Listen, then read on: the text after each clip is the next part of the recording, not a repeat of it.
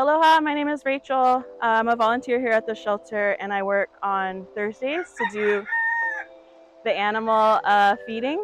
I pick up the produce as well to feed the pigs. And today I'm going to show you how I feed the ducks as well as take them for a little walk once they've been fed. So we will get their dirty water and their empty food. Hi guys, I'll be back. Go find a plant to water.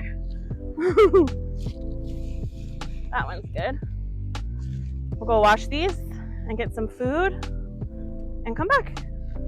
They sometimes like to, they have a beautiful, huge pool in their enclosure, but sometimes they like swimming in there, swimming in their water, drinking water. We'll grab them food and we'll come back for their water. So for Ducklee and Eve, they each get a half a cup of duck food, and that's like combined between the two of them. So we'll get a half a cup. Oh, that's too big. See if I can measure a half a cup with this big thing. That's about half a cup. Okay. And then we'll go back outside. Are you good? Want to come out? Back out? Yeah, I know. You sneaky.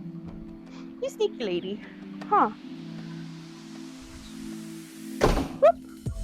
There you go.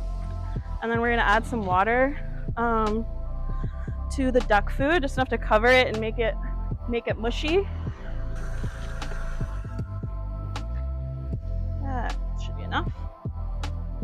See if I can have strong enough wrists to grab this guy and take back their water and their food. I try to do Ducklee and Eve first, or towards like the beginning of the feeding in the evening, because if I have enough time, we definitely like going for our evening duck walks. They love getting out and waddling across the grass. Here you go! Fresh water and food! There you go! Hi guys, I'm Amanda and I've been volunteering here for about 2 years, and today we are going to groom the ducks and we're going to do Ducklee and Eve. So ducks have really long quicks, so you have to be very, very careful because they bleed very easily, and the wild ducks have really small, delicate nails. So we just got to get just a little bit off the front just so that they don't hurt themselves or each other. Just get a little bit off the top there. Here we go. They're just so small. They're so teeny.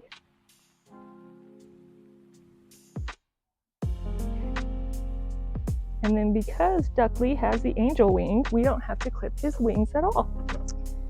So we can just let him go back and be mad at me now, as he does. Now this little girl gets her wings clipped. So she can't fly away. And with these, you just find this level here, and you just got to do like the first 6. And they don't have any nerves in their wings this far out, so it causes no damage to them. There we go.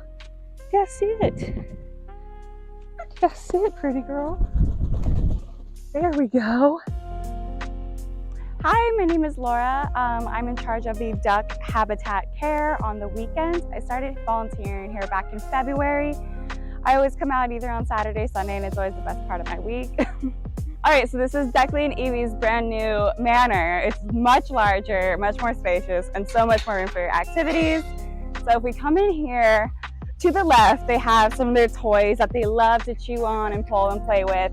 Evie is very talented on this instrument. And then their food will always stay over on the left. Then they have their little nighttime space right here where they get their bugs, and she just bit my shoe. I don't know if you got that. But their little beds over here, and where they get their fresh bugs over here. And if you come around on this side, this is what I call their like mud pen, because it always stays pretty wet and dirty, which is exactly what they love. and lots of room for digging and making all the clean water dirty. And then they have their nice pool. So they'll take their baths in here. They'll do their little swims. It's very sweet when they get in together because they'll just groom each other from inside the water, and it's so precious to watch.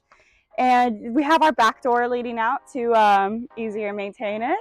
And yeah, it's a duck paradise in here. But essentially what you would normally start off doing is you just want to clean their pool, making sure they have a lot of fresh water to swim in and drink from. So what I do is I kind of just strongman this, and it makes a lot of mud for Evie to play in, which she always very much appreciates. Give that a good dump. And then you take a brush and you just make sure you scrub out all the algae that you can, so that it's staying nice and pure for the guys. So I usually start around the bottom just to get a clean base. And then once I do the bottom, I give it a rinse, just get all the debris out, see what else there is to work with.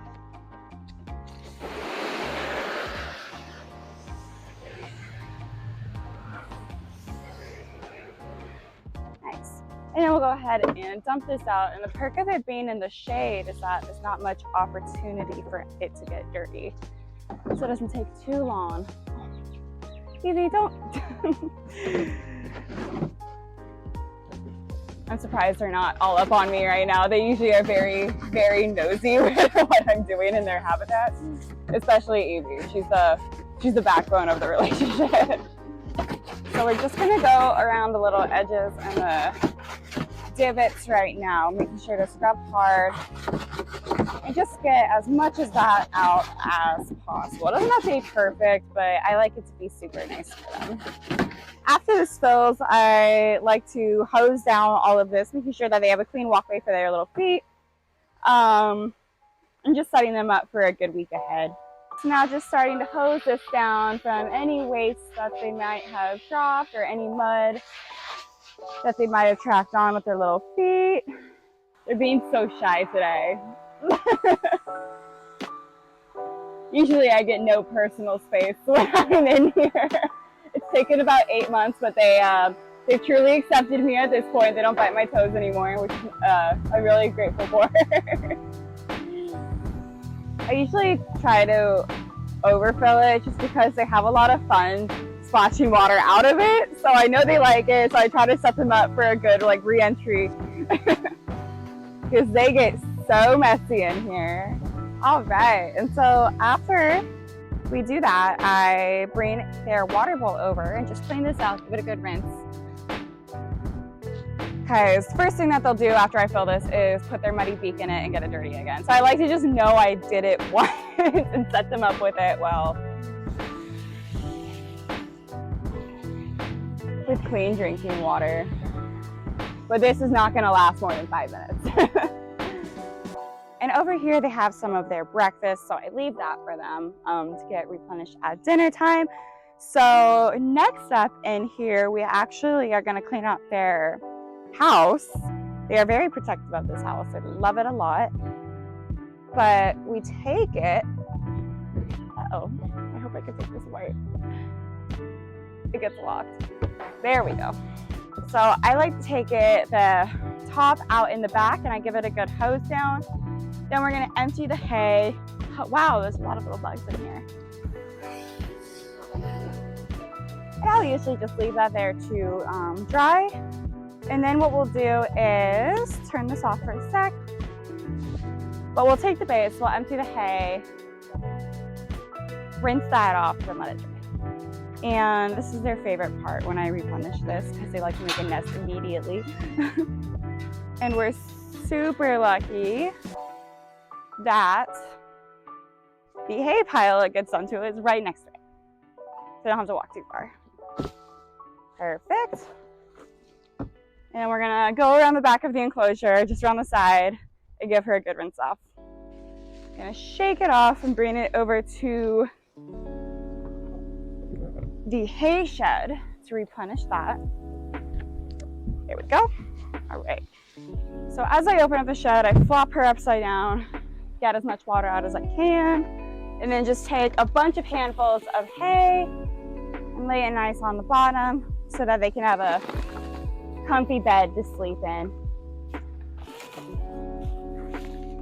I kind of put a lot because I know Evie likes to dig. Get out of here. And the chickens like to try to dig too, so we have to corral them away. Yep, they're eating bugs, as expected. So every time I remove their big house, they immediately go over to where it was sitting and make sure they have a fresh feast. You can see them crawling all over the ground. This is their highlight of the day, is when they get this fresh meal. All right, come on, Mama. Watch out, Mama. There we go. All right, so the house is clean, secured, and they're gonna look for more bugs and then start to dig a nest inside of the hay that we just put in once they realize that they're full of bugs.